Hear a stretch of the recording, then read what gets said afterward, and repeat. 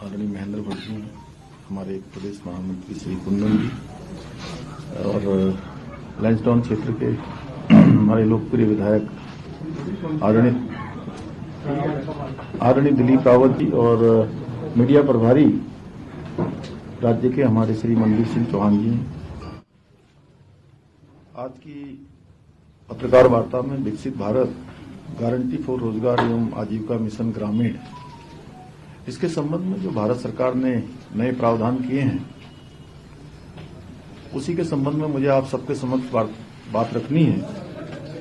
ये अधिनियम जो नया बना है, ये केवल मनरेगा का नाम बदलना ही नहीं इसका उद्देश्य है, बल्कि ग्रामीण रोजगार नीति की फिर से पुनर्साकार करने की ठोस कानूनी व्यवस्था का प्रावधान भारत सरकार ने किया है। यह अधिनियम राहत आधारित योजना नहीं है, बल्कि विकास आधारित गारंटी प्रदान करेगा। अब ग्रामीण परिवारों को, जो ऐतिहासिक रूप से इसमें सुधार हुआ है, अब ग्रामीण परिवारों को 100 दिन नहीं बल्कि 125 दिन कानूनी रोजगार का अधिकार मिलेगा, जो पहले से 25% ज्यादा होगा।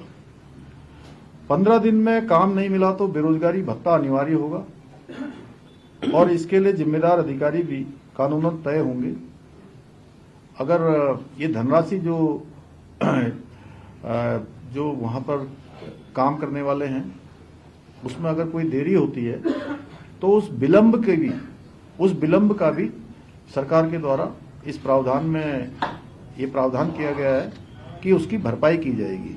यानी कि जो भी देरी होगी, वेतन भुगतान साप्ताहिक होगा और देरी होने पर स्वतः ही मुआवजा भी दिया जाएगा। और इसमें किसान हितों की भी स्पष्ट रूप से सुरक्षा सुनिश्चित की गई है।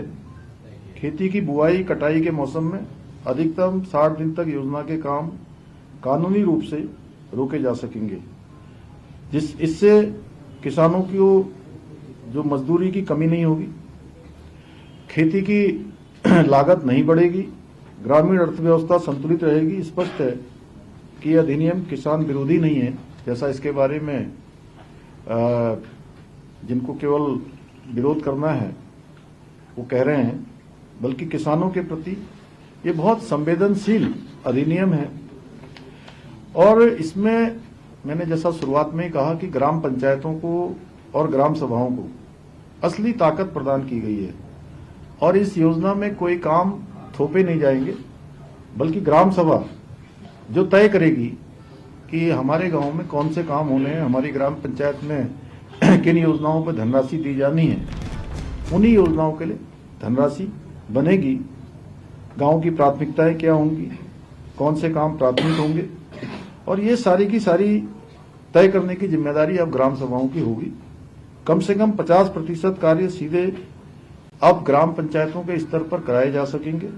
जॉब कार्ड, पंजीकरण योजना निर्माण, सब ये ग्राम सभा के स्तर पर, स्थानीय स्तर पर तय किए जाएंगे। काम की क्वालिटी अच्छी हो और उसकी उपयोगिता भी हो। ये नहीं कि पहले के समय में कोई भी काम करवा दिया जा रहा है, बजट की खानापूर्ति की जा रही है, बजट खपाने के लिए केवल काम किया जा रहा है। इस प्रावधान में उन सभी को गुणवत्ता पर आधारित, उपयोगिता पर आधारित किया गया है। और अब बिखरे हुए जो 260 प्रकार के अब काम नहीं होंगे, बल्कि अब 4 स्पष्ट श्रेणियां होंगी। एक जल संरक्षण का होगा, तालाब, चेक डैम, स्टाफ डैम, ग्रामीण अवसंरचना, सड़क, नाली, स्कूल, अस्पताल, आजीविका की परिसंपत्तियां, एसएसजी, सेट मतलब सेल्फ हेल्प ग्रुप, स्वयं सहायता समूह के लिए कोई भवन इत्यादि बनाना है, सेट बनाना है, स्किल सेंटर बनाना है, हार्ट बनाना है, या आपदा प्रबंधन के क्षेत्र में भी। अब इस अधिनियम के बाद आपदा प्रबंधन के क्षेत्र में भी इसकी धनराशि लगाई जा सकेगी, जिसमें रिटेनिंग वॉल, ड्रेनेज, पिचिंग, इस प्रकार के काम होंगे। इस प्रकार के कामों से गांव में सबको काम भी मिलेगा और गांव भी मजबूत होगा, ग्राम सभा के लोग भी मजबूत होंगे। और इस अधिनियम में महिलाओं की सशक्तिकरण पर विशेष फोकस किया गया है। स्वयं सहायता समूह से जो जुड़ी हुई बहनें हैं, उनके लिए स्किल सेंटर, उनके लिए भवन का निर्माण, ग्रामीण हाट, ये सब बनाए जाएंगे, जिससे महिलाओं को गांव में ही। तो सीएम पुष्कर सिंह धामी को आप सुन रहे थे यहां पर प्रेस कॉन्फ्रेंस करते हुए। चलिए यहां पर रुकते हैं छोटे